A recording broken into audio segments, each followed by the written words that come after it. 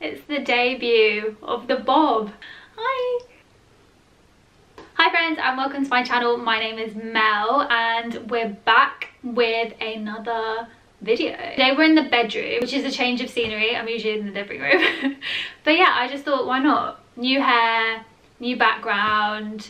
You know, I'm wearing a crop top, which is really different for me as well. So we're just embracing change at the moment. So today's going to be a little bit different. It's going to be more of like a story time kind of vibe. But I recently put up on my Instagram explaining that it's been about a year since I left my job as a solicitor and went full-time as an influencer. So that made people ask a lot of questions. I think people were really curious about where I started and how I got to that point. So I thought it would be a good idea to do a video on it and let you guys know my story and how I got here. Okay, so let's get into it. So I'm Turkish Cypriot. I grew up in Cyprus and I went to school there, and I was like always very creative. I was good at school, but I was also very creative. So I would get good marks, but at the same time I really loved drawing, I really loved photography, I used to make my own scrapbooks. I was super into that kind of stuff, and I was always on Tumblr. I loved Tumblr. I was that kid, but I loved it. Like, that was it. I just thoroughly enjoyed being so creative and just fully immersing myself in that. At the time, because I really loved drawing, I set up a blog on Blogspot, but I didn't really use it. I just kind of uploaded my drawings, and at the time when I was around 16-17, I worked, my first job was working in a tattoo shop as a trainee tattoo artist. So I would like do my sketches and stuff and put it up on there, but I never really paid it much mind. I would occasionally pop the odd like fashion-y or like more photography stuff on there, but never really took it seriously. Like, no one really knew what blogging was, so it was just more of almost a digital version of the scrapbooks that I was creating. So it came to choosing what to do for university. A little bit of background about the women in my family. So my grandma grew up in a village in Cyprus, which is about half an hour, 20 minutes, half an hour from where my current home is. And she was educated up at just primary school level, finished primary school, and her dad didn't want his daughter to be educated any more than that. So she basically learned how to read and write and do basic maths, and that's it. And she always really wanted to learn, and she just never had the opportunity to do so. And my mum then was very good at school and always wanted to study law, and due to, you know, cultural reasons and stuff, she was married at a really young age. I think she was engaged at 17 and married at 18, and she really wanted to go to university to study law, but unfortunately she wasn't really allowed to and didn't really have the opportunity to do so. So she always regrets that. When it came to choosing what to do for uni and what I wanted to do like for my life at the time, I didn't really know what to do, because I was doing well at school, so everyone thought that I should do more of like a professional kind of job. But then there was this side of me that was really creative, and I just wanted to do something like that as well, because I was really into stuff like photography and fashion, and a part of me was interested really in marketing and advertising. These are all things that I think have come into play now, but at the time I was just like, I didn't know what to do with that. But I think mainly I kind of listened to my own intuition in looking at the line of women that I'd come from in my family. And also my mum had really instilled in us that, you know, she's always really worked hard, and she's faced a lot of obstacles, and she's worked hard to give us the best life that she ever could. So one of the things that she said was, you know, that education is timeless, and education is something that, you know, you will have with you forever. So she said, you know, I may not be able to give you something, you know, in terms of like, here's a family business, but what I can give you is education, and what you do with that is really important in setting you up as a, you know, how you use that tool is good at setting you up further in life. So I came to the decision I wanted to do law mainly because I felt like a part of me wanted to fulfill that dream that she never was able to accomplish, and also largely mostly because I thought that it was a degree that has a lot of transferable skills. It's quite a known degree that a lot of people that do law don't necessarily go and practice it. It's a very well respected foundation. So as someone that didn't know what they wanted to do, I was like, well, cool, if I do this, then I know that this is the stepping stone that could lead to so many other things.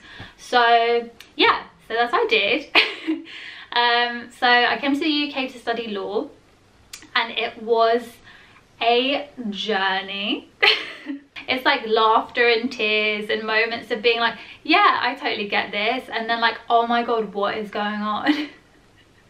I feel like any law student can tell you that it's just, you know, it's difficult at times, and other times you think that you're in control. So it's a crazy time. One thing I definitely will say though is that if you are doing it and struggling, don't worry, you will be fine, and you will get through it. There are a lot of points where I think personally, I think my mental health and stuff was very much compromised because of the intensity of the degree. But if you feel that way, definitely seek help. There's always a lot of help available to you at university, and take advantage of that. So Instagram came out in my second year of university, I'm gonna say. I think it was my second year, and that, well, I don't know if it came out then, but that's when everyone started using it. So everyone started setting up accounts and, you know, sharing, and that's what I started doing. I set up a personal account, and yeah, I was just documenting my life really, just like everyone else was. I already had my blog, and I kind of still maybe every few months updated it with photography or fashion-y things, and I would start to get, I realized I was starting to get more hits the more that I was putting pictures of myself up there, or putting pictures of my outfits up there. So I started to notice a pattern there. So I also decided to, because fashion was a part of my life and that I enjoyed, I also started to put some of my fashion and photography and stuff on my Instagram as well. And then during university I was also doing a lot of modeling and stuff, so anything that I was taking at shoots that I thought was really cool, I would put on my Instagram, and that started to gain a lot of traction. And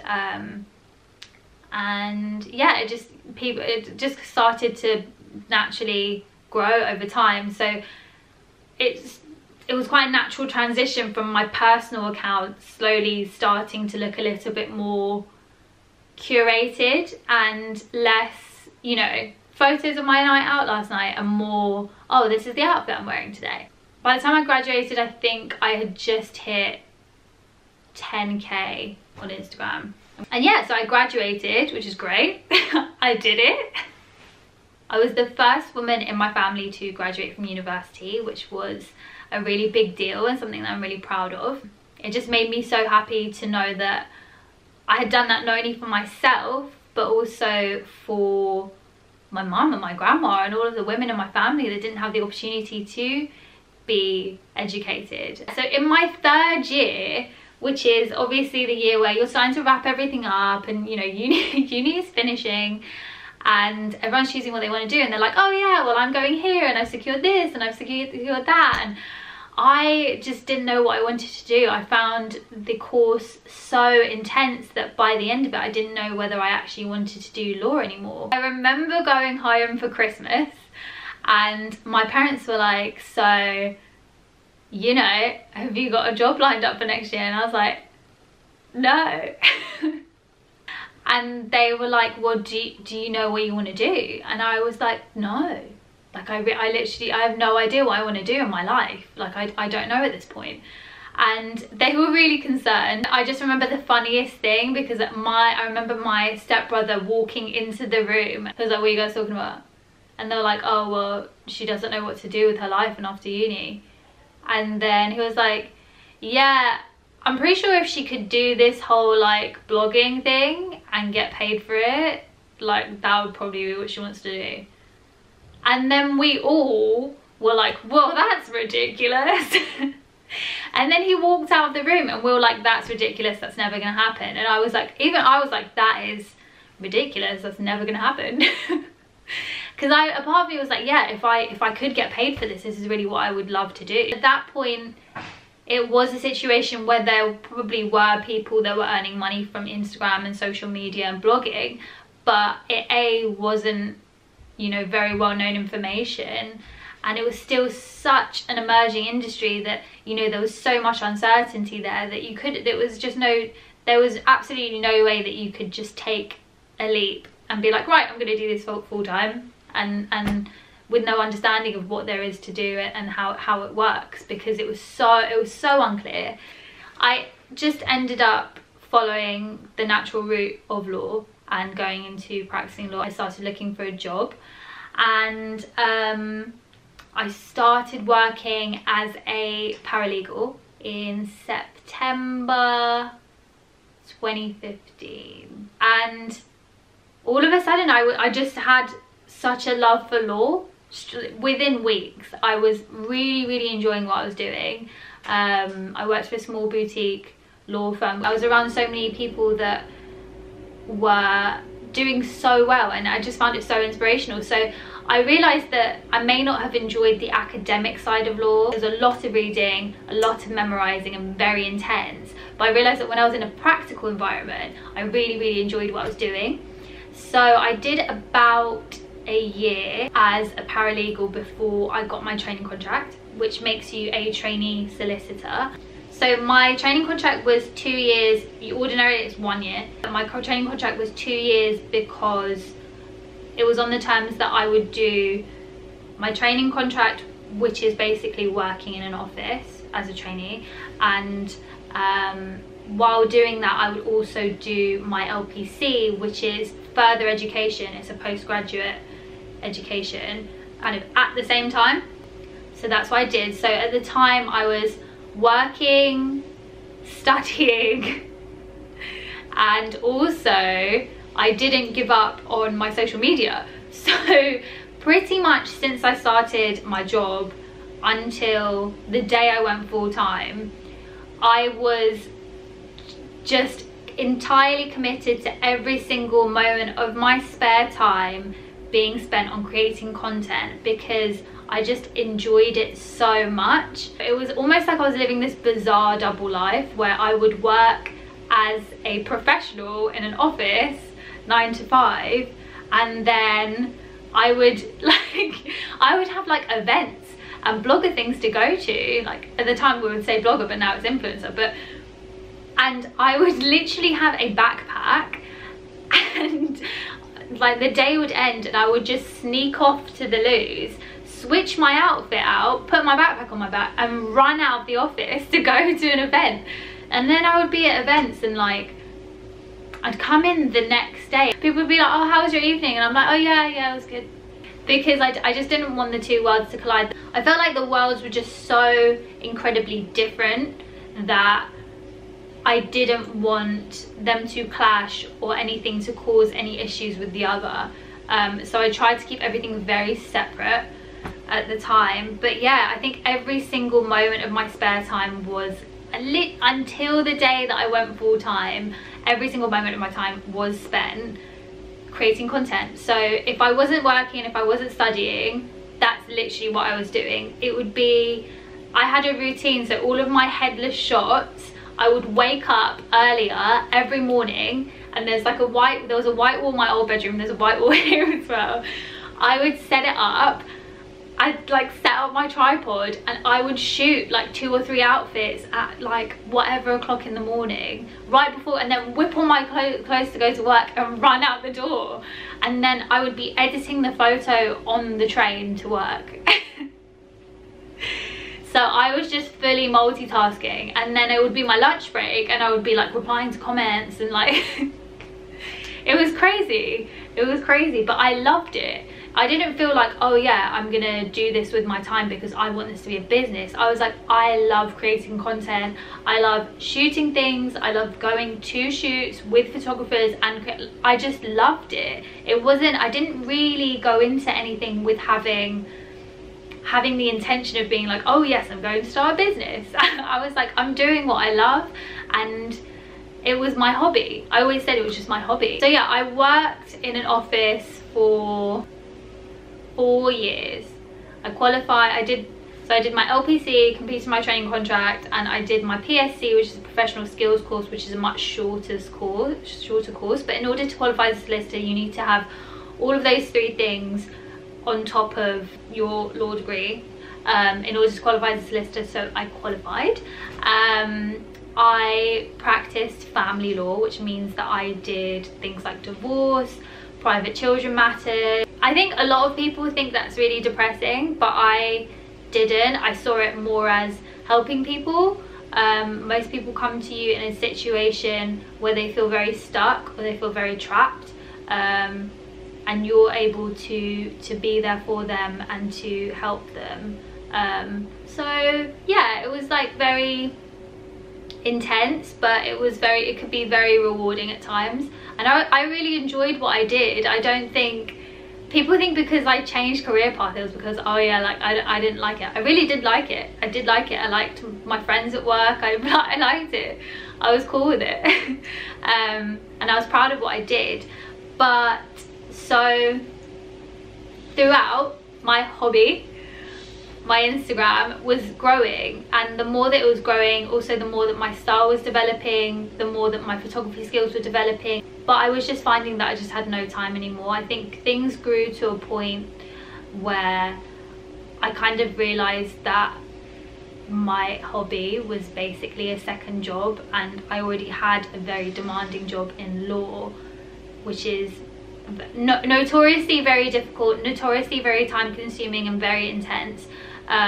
You know, working in law, you really don't work 9 to 5, you work until whenever, because you have court hearings to prepare for, you have people to brief, you have, you know, there's a lot of preparation that goes into everything that you do, and it's very particular, and there's a lot of attention to detail, so you need to make sure that you're doing everything correctly. So yeah, I realized that my hobby was becoming my second job, and I was excited by it but scared by it because I didn't know what to do. I know that I really loved it, but I was like, where is this going? I don't know what to do. A lot of people ask about like the decision of like, when did you decide to change career path? But I think there were a few things that happened within the space of a year that really pushed me to make the decision. I can't say words.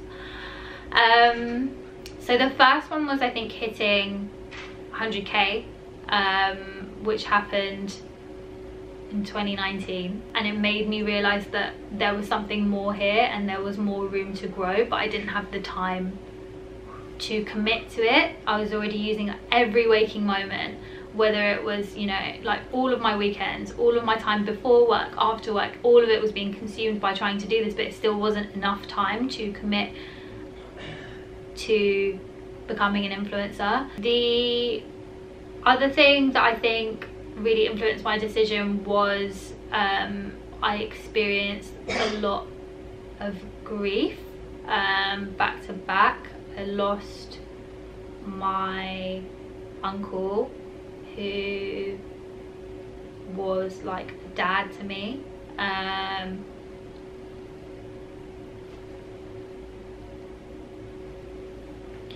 Really suddenly.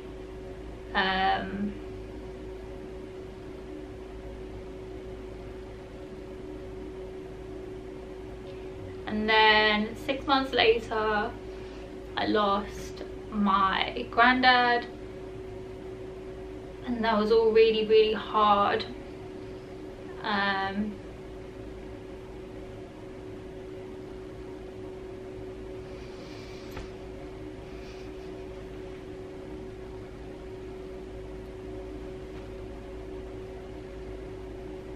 think they were both really severe and traumatic losses, which made me realize that life was really short. And then shortly after, my mum became quite ill, so kind of reinforced that, and it just became apparent to me that I didn't want to live in regret. I didn't want to live in a situation where I felt I just didn't want to be like 60 years old and be like, oh, what if I did that? I wanted to pursue something that would make me happy, and I knew that even if it didn't work out, I had something to fall back on, which was my education and my qualification. I think one of the last things that really just pushed me was also my mum being ill. She fell, and she was in a wheelchair for a bit, and I had to fly home to Cyprus. I remember my work being not very happy about it, and I had to take all of my annual leave, and I just felt that I would much prefer to be doing, if I were to fully go ahead with becoming an influencer, I would be able to be a lot more flexible and have my own time and be able to be available for stuff like that without answering to anyone, and that was also a, you know, a defining factor for me. So yeah, I decided to leave in March 2019, and now we're in April 2020, and I'm still here and I'm still doing it, and I really enjoy it. It's probably one of the best decisions I've made for myself, and I'm really proud of it. I'm proud of running my own business. I'm proud of all of this. I've watched the women in my family, you know, go through and break cultural barriers and struggle, and I want to be another generation to make a change and pave the path for the generations to come, and to inspire people the way that they've inspired me. And I didn't want their struggle and their fight to be for nothing. They've done what they can to make life better for me, so why wouldn't I take that opportunity? And then I want to make the lives of those that come after me, or even you right now, that it would be nice to inspire people to do what they love. But yeah, so that's my story. Hope you enjoyed. So what I'm going to do now is go through some of the questions that you guys have sent, and pick some of my favourites and answer them. This is such a common one. Do you ever plan on going back to law? Not right now, like I'm happy with what I'm doing, but if anything changes and I can't do what I'm doing now, maybe, I don't know. Okay, do you wish you did anything differently in your journey? Not really, to be honest. I'm a firm believer in you learn from everything, and yeah, I think everything does happen for a reason, and there are so many things that I've learned from law that I can transfer over to what I do now. Did you not like being a lawyer? No, I did. I did, but I thought I'd give this a shot. What are the most transferable skills? Reading contracts, for sure. There are so many times I'm like, oh, don't like that term.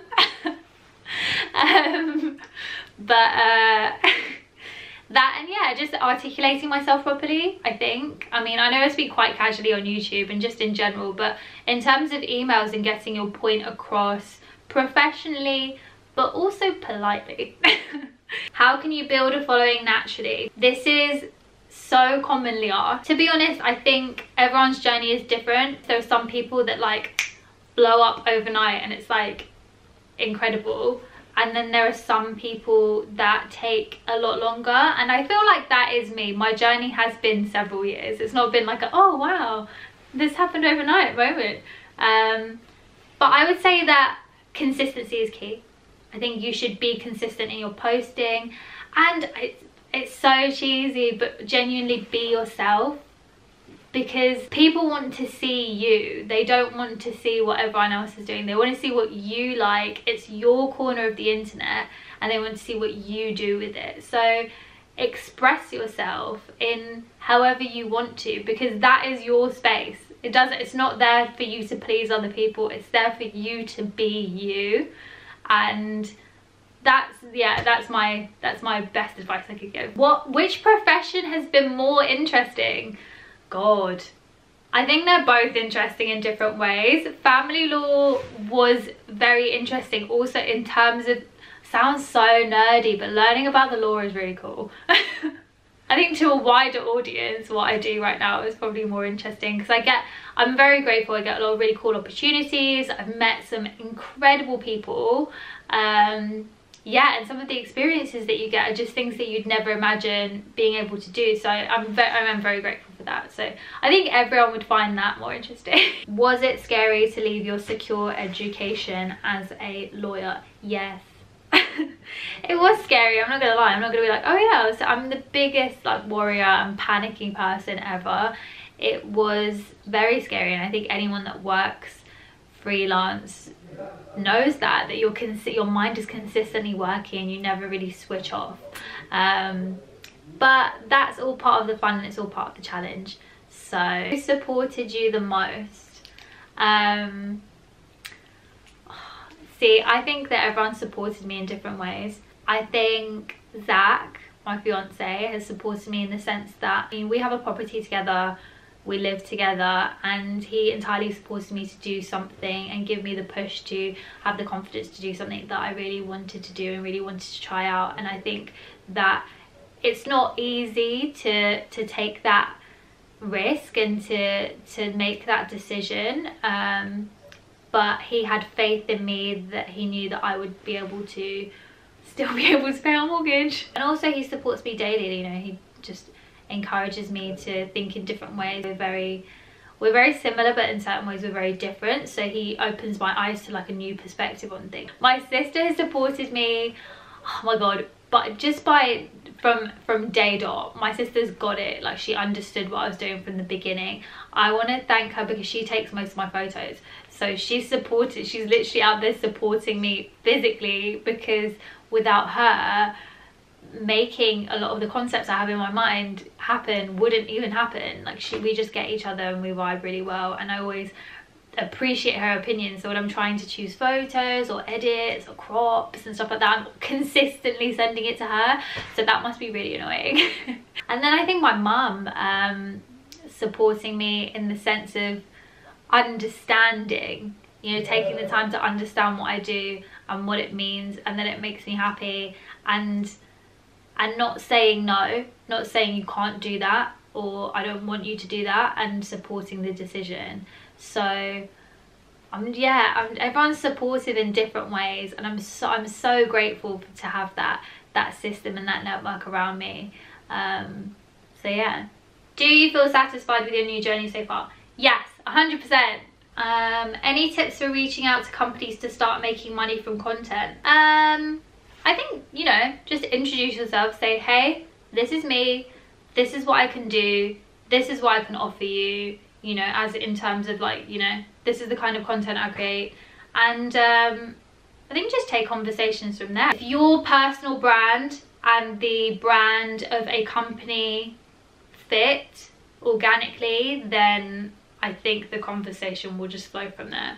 But I just think be confident with yourself and representing yourself. You know, there's only one of you, and you know, go for it. Why not? What do you have to lose? Just do it. Thanks for listening to my story. It was kind of long. I just had to sum up like the last 10 years of my life. I hope that you enjoyed this video. I hope that you found it helpful in whatever you're doing now, and I hope you found it inspiring in some way or another. And yeah, if you have any more questions, please do let me know, because I'd love to answer them and chat to you guys. So yeah, thanks for tuning in again, and I hope everyone is staying safe and staying at home right now. Yeah, so until next time guys, love you, bye.